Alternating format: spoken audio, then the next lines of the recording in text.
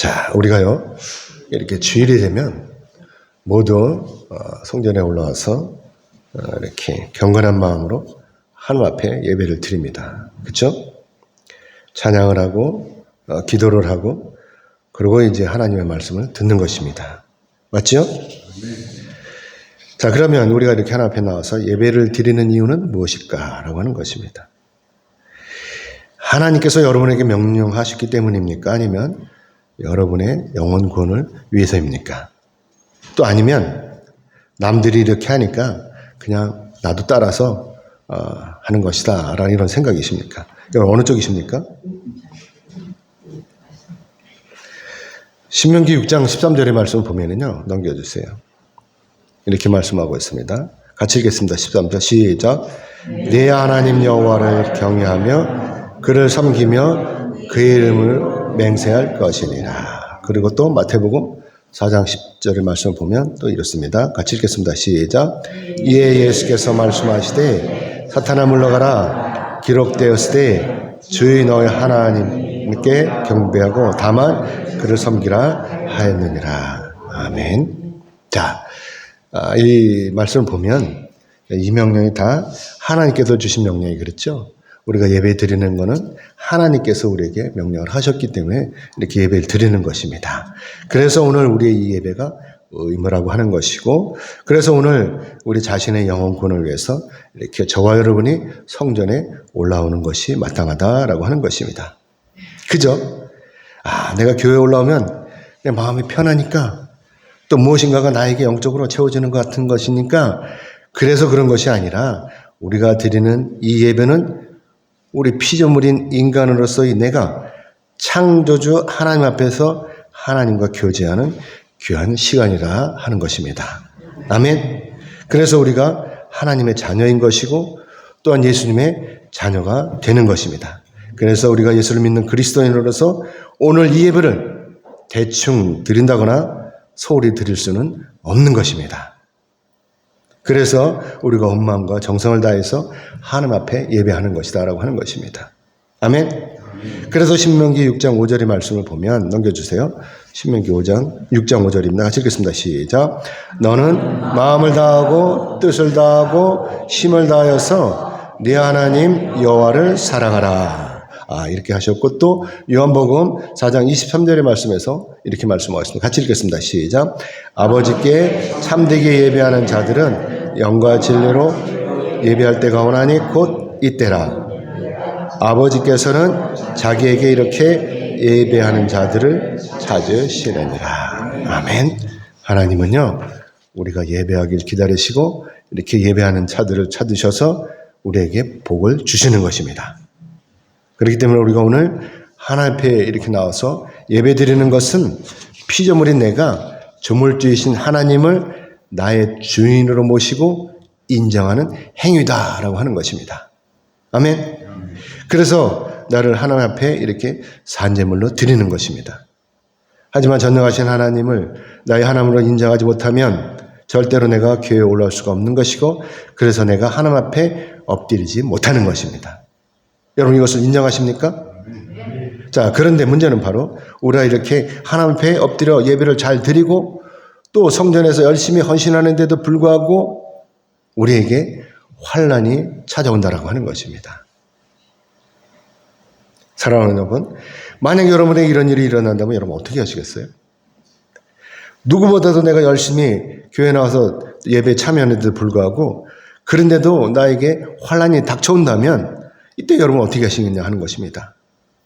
여러분 신앙 포기하시겠습니까? 아니 뭐야 이거 내가 교회 왔는데 이거 뭐 맨날 이거 나한테 잘 되는 일이 없고 오히려 나에게 힘든 일만 이렇게 오는 건 내가 뭐 잘못된 거야? 이 귀신이 날 뭐 잘못하는 거야? 이러면서 교회를 포기하시겠습니까? 신앙을 포기하시겠습니까? 아니면 아니야 이런 거는 나에게 충분히 넘길 수 있는 일이야. 하나님 날 도와주실 거야. 그러니까 나는 끝까지 하나님을 믿을 거야. 라고 하면서 이 신앙을 지키시겠습니까? 당시에요. 고린도 교회의 이 성도들은요. 주님 안에서 열심히 신앙을 지키려고 이렇게 노력을 했어요. 그런데 그럼에도 불구하고 이 성도들에게 환난이 닥친 거예요. 그게 문제가 생긴 것입니다. 막 싸우고 지지고 볶고 난리가 난 거예요. 누구든지 전능하신 하나님을 믿고 이렇게 교회 나와서 예배를 드리면 당연히 귀신이 떠나가고 가난이 떠나가고 병이 치유되고 만사가 형통이 되는 거예요. 그렇죠? 우리 그렇게 알고 있어요. 그런데 당시에 이들의 사정은 그렇지가 않다고 하는 것입니다. 오늘 우리도 마찬가지입니다. 열심히 예배를 드려도 어떤 때는 나에게도 견디기 힘든 이런 일들이 닥칠 때가 있다고 하는 것이죠. 이들 사정도 마찬가지였습니다.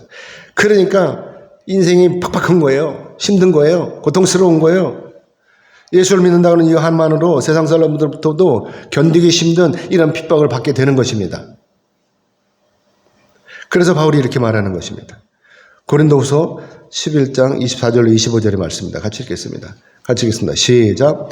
유대인들에게 40에서 하나 감한매를 5번 맞았으며 3번 태장으로 맞고 1번 돌로 맞고 3번 파선하고 일주야를 깊은 바다에 지냈으며 바울은 목사님이 돼가지고 열심히 전도를 했어요. 그런데도 끌려가서 이렇게 매를 맞는 거예요. 40에 하나 감한매는 뭐예요? 39대를 맞았다는 거예요. 39대를. 그러면 이들이 때릴 때 어떻게 때리느냐? 하나, 둘, 셋 이렇게 때리는 게 아니라 39부터 때리는 거예요. 39, 38, 37 이렇게 때리는 거예요. 왜요? 39, 이게 38, 39 하면 40 이렇게 때릴 수가 있으니까 아예 39부터 때렸다고 하는 것입니다. 이렇게 태장을 맞았다고 하는 것입니다. 자, 이처럼 바울도 복음을 전한다는 이유로 이렇게 유대인들에게 혹독한 대가를 치렀는데 만약에요, 여러분이 이렇게 바울처럼 혹독한 대가를 치러야 한다면 이때 여러분 어떻게 하시겠어요? 죽기를 각오하고 그냥 밀고 나가시겠습니까? 아니면 아유 이건 뭐야 포기하겠습니까? 그럼에도 불구하고 바울은요 포기하지 않고 이러한 핍박을 다 이겨냈다고 하는 것입니다. 자, 그러면 여러분 바울이 이렇게 이겨낸 것은 누구의 힘입니까? 누구의 능력입니까? 당연히 전능하신 하나님의 힘이고 성령님의 능력이다 하는 것입니다. 사람이 태장을 만다고 하는 건 사람 매를 맞는다고 엎어놓고 곤장을 때리잖아요. 이게 쉬운 일입니까? 이성을 가지고 있는 사람으로서는요 도저히 참을 수 없는 그런 고통인 것입니다. 고난인 것입니다. 그래서 바울이 고린도 교회 성도들에게 이 성도들의 이 환난 소식을 들으면서도 바울이 당당하게 그들에게 말할 수 있는 것입니다. 바울도 이런 환난과 이런 고통을 직접 당해보고 성령의 능력으로 잘 견뎌냈기 때문에 고린도 교회 성도들도 마땅히 성령의 능력으로 이 환난을 잘 견뎌내고 훌륭한 부활의 신앙으로 거듭나기를 바라는 이 마음으로 바울이 이렇게 편지를 쓰고 있는 것입니다. 그래서 오늘 본문 13절의 말씀 우리 같이 보겠습니다. 같이 읽겠습니다. 시작. 기록된 바 내가 믿었으므로 말하였다 한 것 같이 우리가 같은 믿음의 마음을 가졌으니 우리도 믿었으므로 또한 말하노라. 아멘. 여기서 바울이 이렇게 내가 믿었으므로 말하였다라고 하는 이 말씀은 시편 116편 10절의 말씀을 인용한 것입니다. 이때 시편 기자는요 자신의 절망적인 질병과 이에 소반되는 낙담 속에서도 하나님의 구원을 헤아리면서 어떻게 하면 내가 하나님 앞에 가장 적절하게 헌신할 수 있을까라고 하는 것을 고민했던 사람인 것이 고민하면서 쓴 시인 것입니다. 그래서 바울도 이런 절망 속에서 이런 절망적인 이런 상황 속에서 이 시인처럼 전능하신 하나님의 능력을 굳게 믿고 구원의 복음을 남에게 전하지 않으면 자기에게도 화가 있을 것이라고 하는 이런 생각에 무조건 복음을 증거했다라고 하는 것입니다. 그리고 또 여기서 같은 믿음이라고 하는 이 말씀은 어떤 상황 속에서도 하나님께서 나를 구원해 주신다라고 하는 이 믿음인 것입니다. 그래서 바울이 이런 고난 과정에서도 절대로 절망하지 않았던 것이고 그래서 자기에게 주어진 이 복음의 사역을 계속할 수 있었던 근거가 되었던 것입니다. 물론 여기서 바울이 말하는 이 믿음은 하나님께서 바울만을 구원해 주실 것이라고 하는 이런 개인적인 차원의 믿음이 아니라 장차 하나님께서 온 인류를 구원하신다라고 하는 이 믿음이라고 하는 것입니다. 자, 그러면 여러분 바울이 이런 이렇게 확신하는 이 복음에 대해서 이 믿음은 어디서 비롯되는 거냐 하는 것입니다. 이 바울의 개인적인 생각입니까? 아니면 전능하신 하나님께서 바울에게 주시는 놀라운 성령의 능력입니까? 그래서 오늘 바울이 이 본문 말씀을 통해서 복음에 대한 믿음의 근거를 이렇게 세 가지로 구분해서 설명하고 있는 것입니다. 그 첫 번째는 뭐냐면 부활에 근거하고 있기 때문이라고 하는 것입니다. 이 복음을 이렇게 철저히 믿는 것은 뭐냐면 부활한다고 하는 이 근거에서 버렸던 것이라고 하는 것이죠. 그래서 오늘 본문 14절로 15절의 말씀 우리 같이 읽겠습니다. 14절 15절 같이 읽겠습니다. 시작. 주 예수를 다시 살리시니가 예수와 함께 우리도 다시 살리사 너희와 함께 그 앞에 서게 하실 줄을 아노라. 이는 모든 것이 너를 위함이니 많은 사람의 감사로 말미암아 은혜가 더하여 넘쳐서 하나님께 영광을 돌리게 하려 함이라. 아멘. 바울의 이 사도적인 이 삶은 여러분도 아시다시피 철저히 예수님의 이 십자가 부활에 대한 이런 믿음에서 근거한 것입니다. 그래서 예수님께서 우리를 위해서 대속의 고난을 당하신 것처럼 바울도 이 복음을 위해서 예수님의 이 십자가의 삶을 본받았다고 하는 것이죠. 바울이 전도여행을 하면서 온갖 죽음의 위협을 마다하지 않고 복음의 사역을 이렇게 감당할 수 있었던 것은 성령 하나님께서 예수님을 죽음에서 건져주신 것처럼 자기도 이 성령 하나님께서 자기도 건져주실 것을 이렇게 굳게 믿었기 때문인 것입니다. 이것이 바로 바울의 부활 신앙이었던 것입니다. 자, 사랑하는 여러분, 여러분은 성령 하나님께서 여러분을 다시 살리실 것을 믿으십니까? 아멘이죠.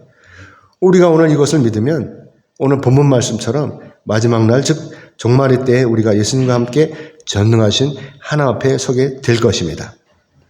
그리고 천국에서 하나님과 함께 영생을 누릴 것이죠. 아멘. 그렇기 때문에 오늘 우리의 이 믿음에 있어서 부활을 빼면 그야말로 우리의 믿음은 아무것도 아니라고 하는 것입니다. 부활이 없는 신앙은 다 가짜인 것이죠. 이단들은 부활의 신앙이 없어요. 지가 다 하나님이고 저만 믿으면 산다고 하는 것이죠. 자, 그런데도 오늘 많은 사람들이 예수를 믿지 않는다면 이 사람 도대체 장차 어떻게 되는 것입니까? 믿지 않으면. 당연히 종말의 때에 하나님의 심판대에 서서 전능하신 하나님부터 심판을 받고 불지옥으로 떨어지는 것입니다. 생각만 해도 끔찍한 일들이 이 불신자 머리 위에 떨어지는 것이죠. 그리고 이 불신자들이 영원히 죽지 않는, 아니 영원히 죽을 수 없는 그런 불지옥에서 영원히 고통을 받게 되는 것입니다. 그래서 사도 바울이 고린도 교회의 성도들에게 이러한 불신에서 떠나서 장차 주어질 영광스러운 미래를 위해서 또한 이단으로부터 주어진 온갖 비방과 핍박을 견디면서 죽기를 마다하지 않고 이 복음에 헌신했던 것입니다. 오늘 우리도 마찬가지입니다. 우리가 예수를 믿는다는 이유로 믿지 않는 사람들로부터 조롱을 당하기도 하고 또 어떤 때는 골탕을 먹기도 합니다. 하지만 우리는 그리스도인으로서 이것을 참아야 하는 것입니다. 옛날 같으면요, 이맘때가 되면 농사일이 한참 바쁠 때입니다. 밭으로 논으로 다니면서 파종하느라고 또 모내기 하느라고 바쁜 것이죠. 물론 요즘에야 모두 기계가 되어서 편해지긴 했어요. 모내기 하는 것과 싶더니 선 4일 지나니까 다 내버렸어요. 논에 모를 다 내버렸습니다. 얼마 전까지만 해도 일철에는 어땠어요? 부직갱이도 한몫한다고 그러잖아요. 부직갱이도 한몫한대요. 일철에는. 그만큼 바빴다고 하는 것이죠. 그래서 농부들이 이제 들에서 일을 하고 아내들은 밥을 내다 주죠. 밥을 내다 줍니다. 그럼 농부들은 이때 이제 밥을 중심으로 해서 삥 둘러 앉아가지고 이제 식사를 하게 되죠. 그런데 이때 예수를 믿는 사람이 이제 끼어 있는 거예요. 이 사람도 예의 없이 밥을 먹으려고 밥집알을 들고 앉아서 하나님 앞에 식사 기도를 했습니다. 그런데 이때 마음이 곱지 못한 농부 한 사람이 이 기도하는 이 사람이 국그릇에다가 송을 잔뜩 집어넣는 거예요. 왜 집어넣는 거예요? 이 기도하는 사람이 진짜로 예수쟁이인지 아닌지를 시험하는 것입니다. 자, 사랑하는 여러분, 만약에 여러분에게 이런 일이 벌어진다면 여러분이 이때 어떻게 하시겠어요? 여러분이 밥을 먹으려고 기도하는데 거기다 누군가가 소금을 넣었어. 잔뜩 넣어갖고 딱 떴는데 엄청 짜. 이러면 어떻게 하시겠습니까? 왜 이렇게 못된 짓을 하느냐고 악다구니 하면서 싸우겠습니까? 어떤 놈이야? 도대체 어떤 놈이 그런 거야? 그럼 싸우시겠습니까? 아니면 모른 체하고 그냥 식사를 계속하시겠습니까? 제 질문이 난감하십니까? 자, 사랑하는 여러분, 여러분 부활을 믿으시죠? 여러분이 부활을 믿으신다면, 진심으로 부활을 믿으신다면 여러분 이런 일에 당황하거나 화를 내지 않는 것입니다. 당연히 참는 것입니다.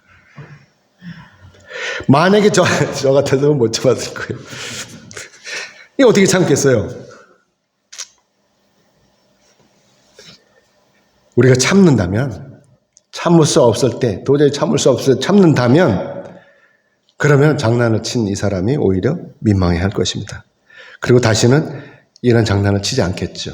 야, 이 인간은 진짜 예수쟁이구나 하면서 장난을 치지 않을 까 오히려 존경할 것입니다. 아멘이죠? 그러므로 바라옵기는 여러분 모두는 부활을 믿으시고 끝까지 참고 견디시기를 주님의 이름으로 축복합니다. 아멘.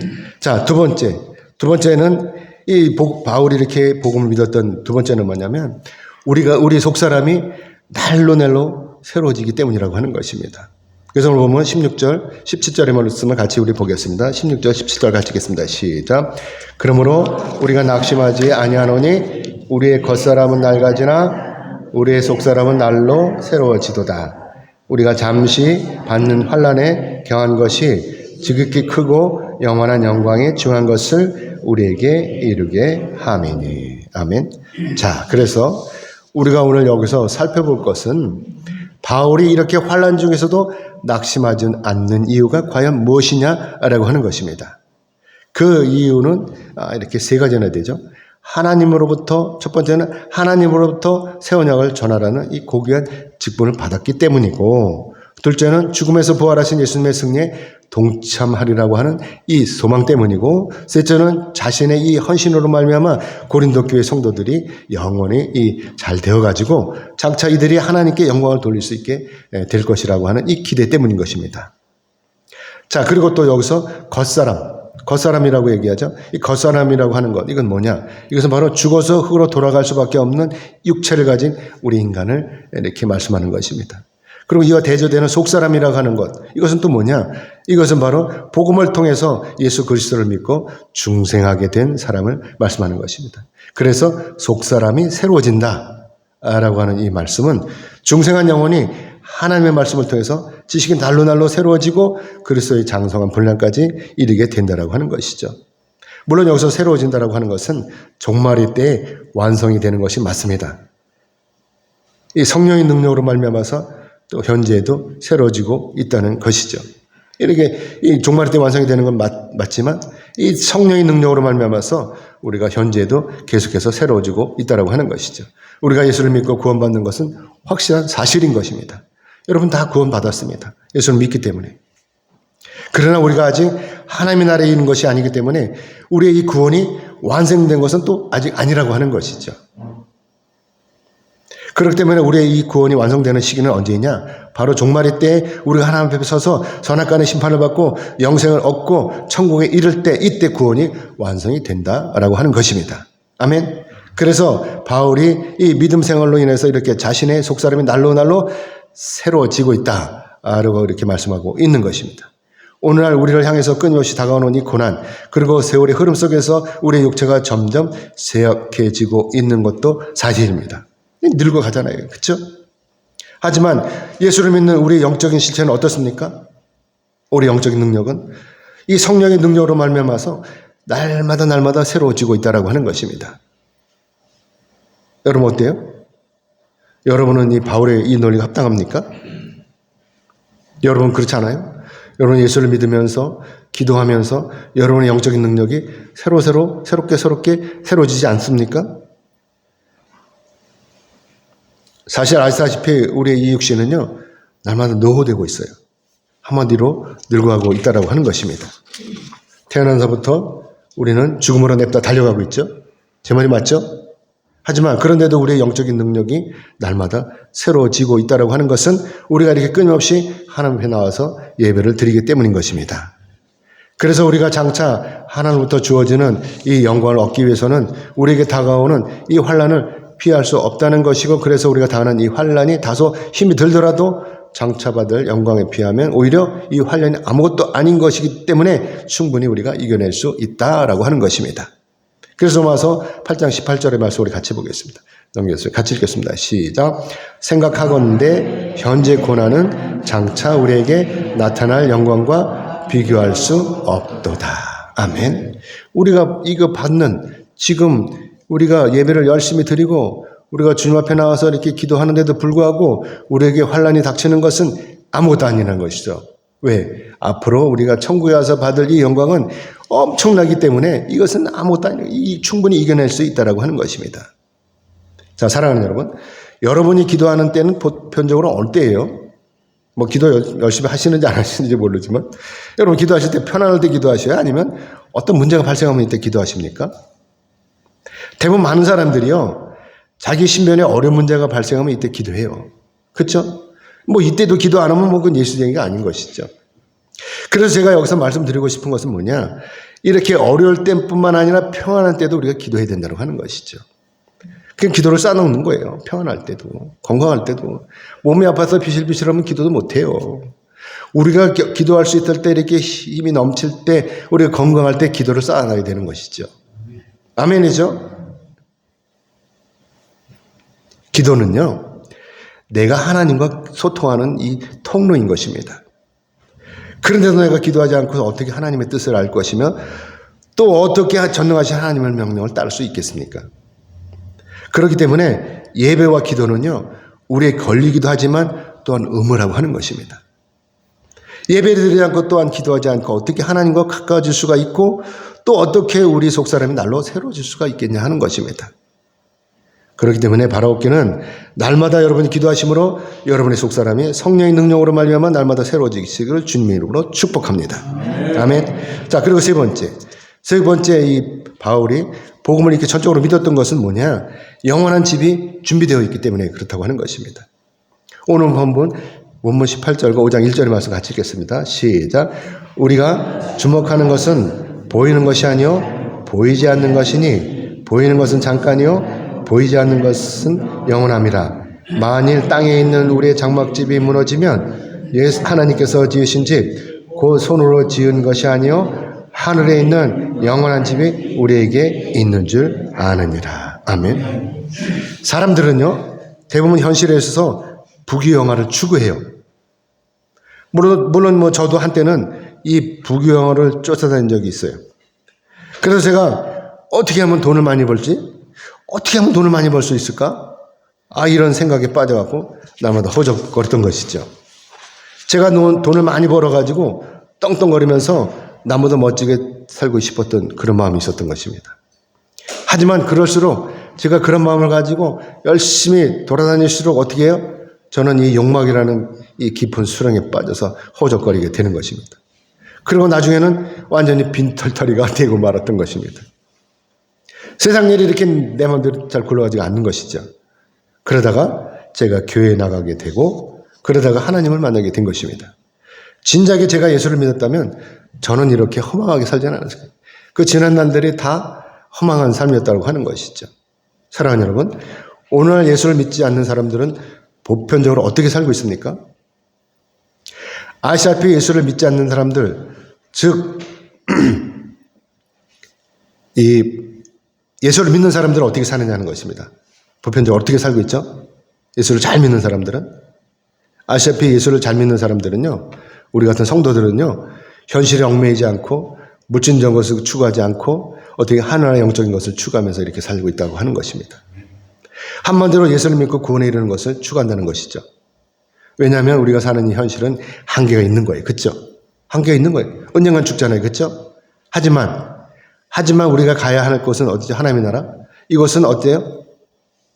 천국은 영원하다고 하는 것이죠. 그래서 오늘날 우리가 이렇게 주일마다 성전에 올라와서 하나님 앞에 들어서 경건한 마음으로 예배를 드리는 것입니다. 여기서 또 장막집이라고 이렇게 얘기를 하는데요. 이 장막집이라고 하는 것은 우리의 육신을 말씀하는 것입니다. 그래서 장막집이 무너진다라고 하는 말은 우리가 죽는 것을 의미하는 것이죠.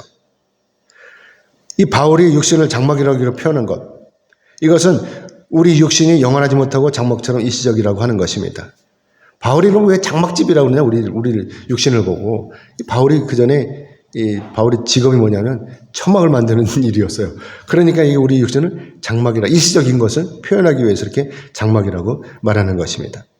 아무튼 바울이 여기서 주장하는 것은 뭐냐? 이렇게 장막집이라고 하면서 주장하는 것은 뭐냐면 예수를 믿는 우리가 죽으면 어디로 간다고 그러는 것이죠? 하나님의 나라로 간다고 하는 것입니다.